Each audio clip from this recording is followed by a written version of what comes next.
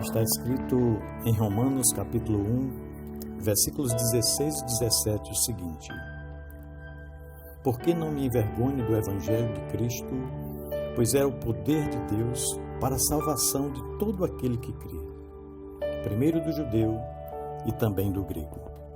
Porque nele se descobre a justiça de Deus de fé em fé, como está escrito, mas o justo viverá da fé. Meu irmão, minha irmã, o Evangelho é as boas novas de Jesus Cristo. É no Evangelho que vemos o padrão perfeito de Deus aplicado à humanidade. O que isso significa para nós e o que Deus fez por amor para nos resgatar. Portanto, como clímax de nossa reflexão, vamos rever o Evangelho com dois propósitos em mente. Primeiramente, se você já tem a Cristo como Senhor e Salvador absoluto de sua vida, quero lembrá-lo da grande graça de Deus que lhe foi concedida, para que você possa reagir de acordo com isso. Também quero lhe dar um plano ou um resumo simples e facilmente reproduzível, com o qual você possa levar outros à fé em Cristo. E para aqueles que ainda não têm feito uma decisão ao lado de nosso Senhor Jesus Cristo, quero esclarecer exatamente qual é o conteúdo do Evangelho para que ninguém fique ignorante quanto à sua própria condição. O apóstolo Paulo escreveu o que é chamado de Carta Magna da Igreja, a Epístola de Romanos. É a grande declaração doutrinária da fé cristã. E neste livro, o apóstolo apresenta o Evangelho, as boas novas a respeito de Jesus Cristo. E quero falar de alguns aspectos do Evangelho encontrados em Romanos, para tornar bem claro e fácil de acompanhar cada ponto deste resumo.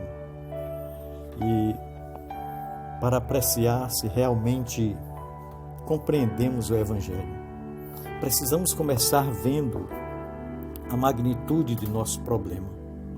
Ele está declarado em termos muito explícitos em Romanos 3, versículo 23, que diz: Todos pecaram e destituídos estão da glória de Deus. Esse é o nosso problema. Todos pecaram.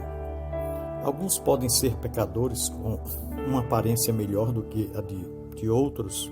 Alguns podem ser pecadores mais ricos do que outros, mas são pecadores a si mesmo.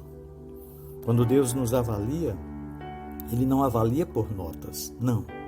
O homicida não é diferente aos olhos de Deus Santo do que uma pessoa que diz uma mentira. Porque todo pecado é uma afronta ao caráter de Deus. E precisamos entender isso. Jesus colocou nesses termos: estamos doentes e Ele é o grande médico que veio atender os doentes da enfermidade espiritual chamada pecado, trazendo a cura espiritual. É o que está em Marcos 2,17. Se você quer ser salvo ou se aprecia totalmente a salvação que já recebeu, tem de compreender que é um pecador. Versículo 10 de Romanos 3 diz: Assim não há justo nenhum sequer. Cada homem e mulher neste mundo nasceu alienado de um Deus santo, porque nós nascemos em pecado e somos formados em iniquidade, conforme está registrado em Salmos 51, versículo 5. A Bíblia deixa claro que toda a nossa natureza está consumida pelo pecado, mas nós tentamos ocultar o nosso pecado, tentamos encobri-lo, vesti-lo, pintá-lo, muitas vezes até explicá-lo ou justificá-lo, mas não podemos nos livrar dele. Assim, damos ao pecado outros nomes. Mas o que chamamos de acidente, Deus chama de abominação. O que chamamos de erro, Deus chama de cegueira. O que chamamos de defeito, Deus chama de doença. O que chamamos de acaso, Deus chama de escolha. O que chamamos de engano, Deus chama de inimizade. o que chamamos de fascinação, Deus chama de fatalidade. A visão de Deus e a nossa visão do pecado são muito distintas, completamente diferentes. Eu e você não podemos compreender o pecado ou transmitir o Evangelho àqueles que precisam ouvi-lo, a não ser que todos compreendamos claramente que Deus não vê graus de pecado. Quando Deus julga, Ele o faz fundamentado em um padrão perfeito, que é a sua santidade. A santidade é para Deus o que a limpeza é para a dona de casa. Não é assim? Então, a palavra que o apóstolo Paulo utiliza para estar destituído em Romanos 3:23 é um termo utilizado pelos arqueiros que significa errar o alvo. Descreve um arqueiro que atira no alvo, mas erra. O pecado é exatamente isso, é errar o alvo. E todos nós erramos, porque todos pecaram. Podemos ser melhores do que alguém, mas se não formos tão bons quanto Deus, não nos qualificaremos. Qual é o objetivo? É a glória de Deus. E a palavra glória significa exibir, significa colocar alguma coisa em evidência, em exposição, de modo que venha ornamentar a sua vida, que o faça parecer belo. Quando falamos da glória de Deus em relação às nossas palavras e ações, estamos falando a respeito de colocá-lo em exibição, em evidência na nossa vida. A glória de Deus é tal que se eu ou você falharmos apenas uma vez em exibi-la adequadamente, demonstraremos que somos pecadores. Sempre que deixarmos de revelar Deus como Ele é, isso é pecado. As pessoas ficam aborrecidas porque pensam que toda a raça humana está mergulhada no pecado porque um homem comeu um pedaço de fruta. Não é justo que Deus nos condene a todos por causa de um pedaço de fruta, argumentam muitas pessoas. Não é nada disso. O mundo mergulhou no pecado porque um homem decidiu que ia fazer a sua própria vontade comendo um pedaço do fruto proibido. Ele ia desobedecer ao que Deus lhe disse, dirigir a sua própria vida, ser o seu próprio Deus. Sempre que agimos como autônomos, nós estamos provando que não alcançamos a glória de Deus. Sempre que vamos ao dentista, nós fazemos exatamente a mesma coisa, né? Escovamos os dentes com tanto cuidado, né? E quando chegamos no dentista que abrimos a boca para ele e ele coloca aquele refletor, ele já percebe que há deformações nos nossos dentes. Pois Deus nos julga pelo método dele. O dentista tem seus métodos para identificar as impurezas nos nossos dentes. Deus também tem os seus métodos. Ele não avalia a nossa posição na sociedade, o que os nossos pais dizem a nosso respeito, ou como nós parecemos ser comparados aos outros.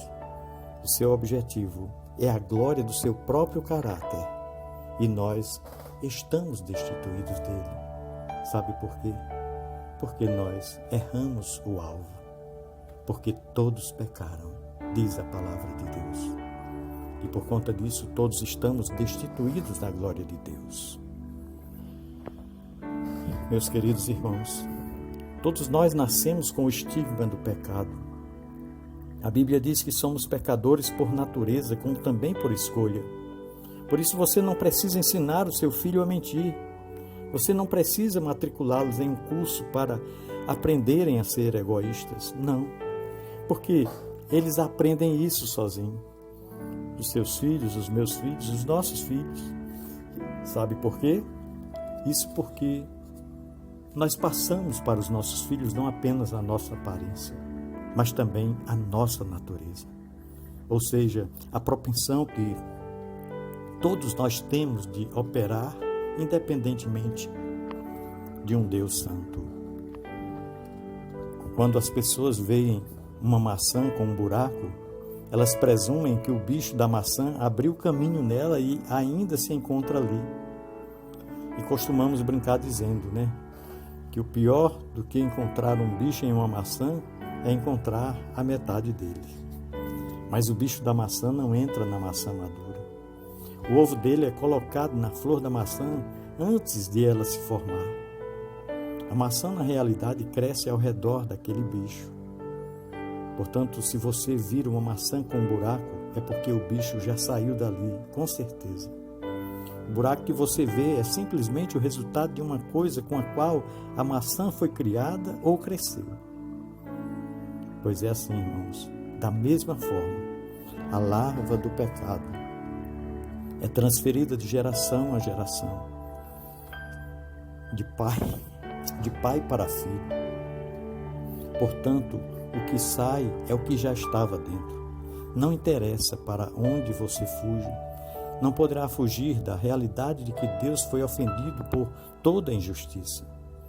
Até que compreendamos que o Evangelho primeiro é uma má notícia, não poderemos apreciar a boa notícia. Levamos tanto tempo tentando nos convencer de que estamos bem, que não conseguimos admitir que somos pecadores. Mas Jesus morreu apenas por pecadores. Portanto, vamos nos certificar de que compreendemos o problema. Todos somos pecadores diante de Deus, porque o padrão de Deus é a perfeição. Pensemos nisso. No amor de Cristo. Amém.